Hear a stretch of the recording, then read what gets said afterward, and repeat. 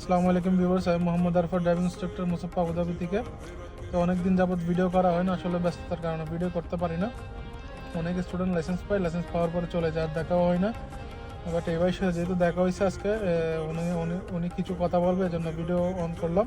তো ভাই, আপনি পাস করছেন, আজকে দেখেন আপনার মেসেজটা, এই যে। ওকে, ফোকাস আসছে, ঠিক আছে। তো ভাই, আপনার এক্সপিরিয়েন্সটা শেয়ার করেন আমার সাথে, কীভাবে কী করলেন।